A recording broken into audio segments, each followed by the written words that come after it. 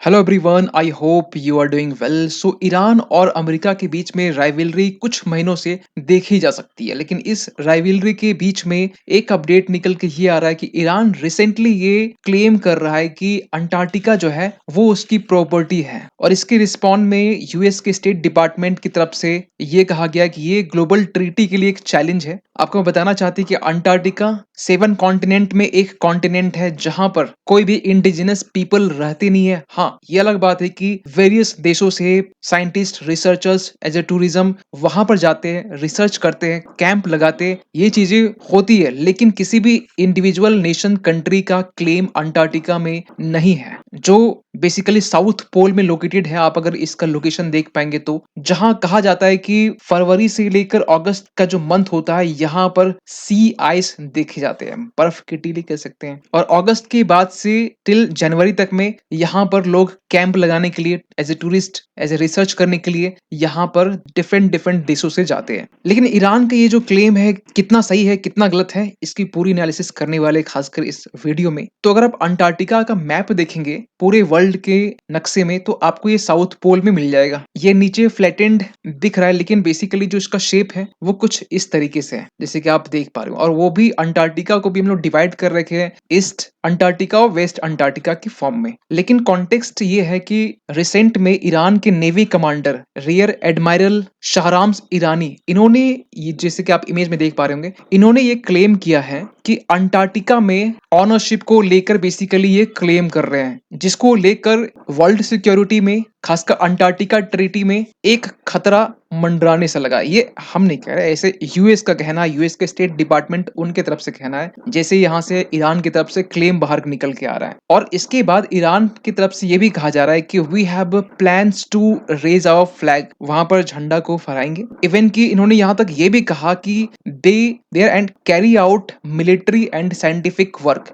यहाँ पर दो वर्ड है, एक तो साइंटिफिक वर्क है, दूसरा आपका मिलिट्री आउट जो वर्क है। वो साइंटिफिक वर्क के लिए तो अलाउ है, लेकिन जो मिलिट्री है ये अलाउ है या नहीं है, इसके बारे में थोड़ा सा हम इस वीडियो में बात करेंगे। देखिए, ईरान बेसिकली जो ऑनरशिप क्लेम कर रहा है ये अंटार्कटिका ट्रीटी 1959 के तहत में अगर थोड़ा हम जाए तो इसके तहत में जिसे बनाने वाले 12 देश थे, जिसमें Argentina, Australia, Belgium, Chile, France, Japan, New Zealand, Norway, South Africa, United Kingdom, US और यूएसएसआर, ये 12 देश मिलकर एक अंटार्कटिका ट्रीटी बनाए। क्यों बनाए? इसके पीछे रीजन कहा जाता है कि क्योंकि ये ऐसा कॉन्टिनेंट है जहां पर कोई भी ह्यूमन, इंडिजिनस ह्यूमन नहीं है। लोग जाते हैं, ट्रिप में जाते हैं, जैसे भारत से रिसेंटली क्या नाम था, प्रियंका समथिंग कुछ नाम था, आप एक बार देख लेना, वो गई थी यहाँ से, जो 19 दिन तक रह कर आई यहाँ पर। इवन वेरियस देशों से यहाँ पर लोग जाते हैं, कुछ दिनों की ट्रिप बना के जाते हैं, रिकॉर्ड बनाते हैं कि हमने यहाँ पर पूरे 19 दिन, 17 दिन, 12 दिन, इस तरीके के रिकॉर्ड बनाते हैं। तो इसके लिए ये कहा जाता है कि ये जो बेसिकली ट्रीटी है, ये कुछ चीजें जो आपको फोकस करनी चाहिए, ये न्यूक्लियर फ्री जोन है।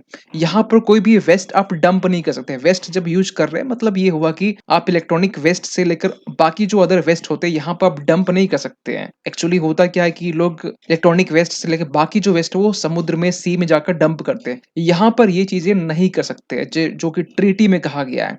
इसके बाद में एक जो मेन पॉइंट है, जो बेसिकली आपका भी कहीं ना कहीं फोकस होना चाहिए, कोई भी देश यहाँ पर टेरिटोरियल क्लेम नहीं कर सकता है। हाँ, ये अलग बात है कि आप साइंटिफिक इन्वेस्टिगेशंस के लिए आपको फ्रीडम दी जाती है, आप साइंटिफिक प्लान्स कर सकते हैं, डेटा एक्सचेंज कर सकते हैं, ये सारी चीजें आप यहाँ पर कर सकते हैं, इंस्पेक्शंस कर सकते हैं, कैंप लगा सकते हैं। लेकिन जो मिलिट्री क्लेम्स है ये आप नहीं क्लेम कर सकते हैं। ये साफ साफ अंटार्कटिका ट्रीटी ऑफ 1959 में लिखा गया है। इसी को थोड़ा देर बाद जब इसे इम्प्लीमेंट किया गया 1961 में, बेसिकली ये फोर्स में आया। जब ये फोर्स में आया तो ये साफ साफ ये लिखा गया कि कोई भी देश अंटार्कटिका में क्लेम नहीं कर सकता है। और कोई भी देश अगर साइंटिफिक पर्पस के लिए, पीसफुल पर्पस के लिए अगर वो चाहता है यहाँ पर रिसर्च करना तो वो इजिली इसे कर सकता है। इवन कि ईरान तो अंटार्कटिका ट्रीटी का तो सिग्नेटरी भी नहीं है।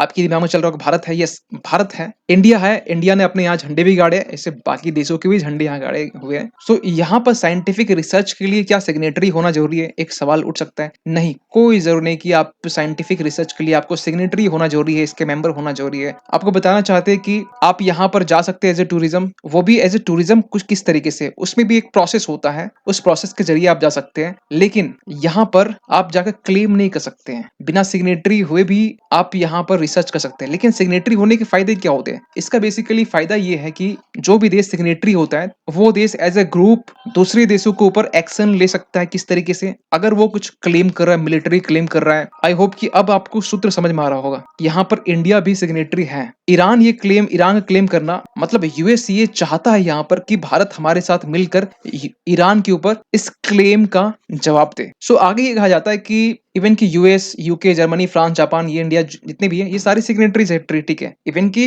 जो कॉन्टिनेंट है उससे क्लोज तो ब्राजील है, अर्जेंटीना, चिली, ऑस्ट्रेलिया, न्यूजीलैंड, ये देश हैं। ये लोग क्लेम नहीं करते हैं, ये लोग कभी दावा नहीं करते हैं। लेकिन ईरान कैसे दावा कर रहा है? तो एक इमीडिएट रीजन ये कहा जा रहा है कि ईरान के 6 बिलियन डॉलर एसेट्स को अमेरिका ने कतर में फ्रीज कर रखा है। इसको लेकर यहाँ पर बेसिकली ईरान की तरफ से ऐसे स्टेटमेंट निकल के आ रहे हैं जो रिपोर्ट्स कह रही है। और भारत यहाँ पर आज से 40 साल पहले 1982 की हम बात करें तो यहाँ पर सबसे पहले यहाँ पर फ्लैग को यहाँ पर लहराया गया था। और इवन की 1983 के आसपास में यहाँ पर जब मारुति 800 जब आया था, उस टाइम में यहाँ पर ये कहा जाता है कि how India become permanent resident of Antarctica. Permanent resident का मतलब ये हुआ कि बेसिकली यहाँ पर कैंप इस तरीके से लगाया गया है कि यहाँ पर लोग स्टे कर सकते हैं कुछ दिनों तक, नॉट कुछ मंथ, कुछ दिनों तक के लिए स्टे कर सकते हैं। सो इन तमाम चीजों को लेकर यूएस का रिस्पॉन्स यहाँ पर यह है कि जो ईरान बेसिकली क्लेम कर रहा है प्रॉपर्टी राइट्स को लेकर साउथ पोल में, जिसमें ये कहा जा रहा है कि मिलिट्री बेस स्टैब्लिश करेंगे यहाँ पर, जो अपने आप में अंटार्कटिक जो टेरिटरी है इसका एक वायलेशन है। और ये सारी जो चीजें हैं एक इंटरनेशनल सिक्योरिटी कंसर्न्स को क्रिएट कर रहा है। ऐसी बातें यूएस के स्टेट डिपार्टमेंट की तरफ से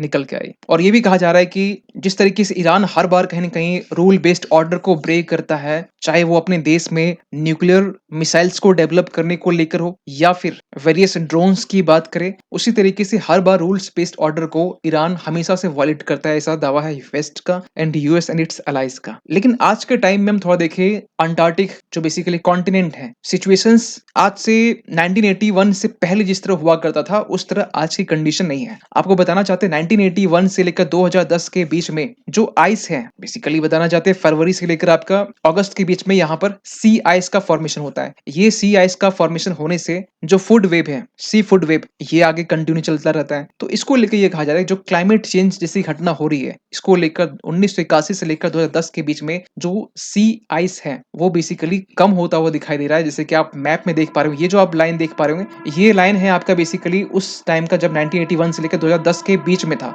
लेकिन इसके बाद में 2010 के बाद से लेकर टिल नाउ अब तक में जो आइस का फॉर्मेशन हो रहा है ये और भी कंप्रेस होके आप यहाँ पर देख सकते हैं। जो बेसिकली है ये आपका आइस का फॉर्मेशन यहीं तक हो पा रहा है। पहले होता क्या था कि सॉरी हम ये उल्टा बोल दिया, ये एक्चुअली ये हो रहा है, ठीक है, ये हो रहा है। पहले जो था आइस का फॉर्मेशन ज्यादा होता था यहाँ के आसपास के शी में, लेकिन अब ये कॉन्टेक्ट होते हुए हुए और भी कम हो गया, जो बेसिकली एक क्लाइमेट चेंज के कंसर्न्स और रिपरकशंस माने जाते हैं। और रिसेंट की बात करें ईरान और यूएस के बीच में जो डिस्प्यूट्स कॉन्फ्लिक्ट देखे जा रहे हैं, खासकर जब ईरान ने इजराइल के इरबिल वाले जो इनका मोसाद का बेस था वहां पर अटैक किया, इवन की ईरान ने जॉर्डन के पास में यूएस के बेस पर अटैक किया, इसके रिस्पॉन्स में यूएस ने भी अटैक किया इसके ऊपर। और यूएस का रिसेंट में ये प्लानिंग है कि अब ये ईरान की मिलिट्री शिप के अगेंस्ट में साइबर अटैक जैसी जो घटना है वो कंडक्ट करने वाले हैं। ये रिसेंट का आर्टिकल्स आई थिंक ये आज का आर्टिकल्स है। और जिस तरीके से हौथीज का अटैक देखा जा रहा है खासकर रेड सी उसमें, जिसमें इंडिया के एमवी शाही बाबा को अटैक हुआ जिस शिप में, इवन की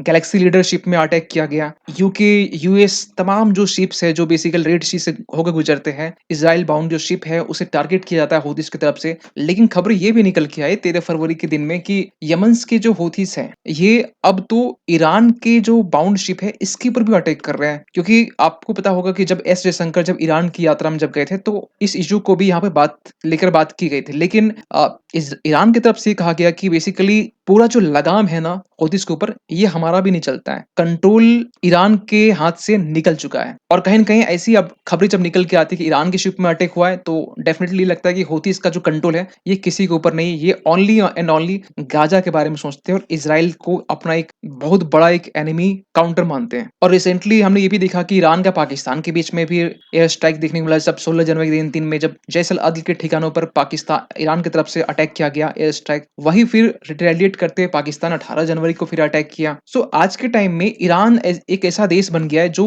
ईस्ट से लेकर वेस्ट सारे देशों से कहीं न कहीं उलझा हुआ है। ईस्ट में आप देखेंगे पाकिस्तान, वेस्ट में आप देखेंगे तो बाकी जो अरब वर्ल्ड है, इज़राइल समेत इवन कि यूएस के साथ भी आप इन इसका डिस्प्यूट चल रहा है। और इनके बीच में फिर खबर निकल के आती है कि ईरान ये क्लेम करता है अंटार्कटिका की प्रॉपर्टी पे, अंटार्कटिका मिलिट्री बेस बनाएगा। तो इन तमाम चीज़ों को लेकर आपका क्या मानना है? कमेंट कीजिएगा। मिलते हैं किसी अगले वीडियो में, तब तक के लिए थैंक यू सो मच।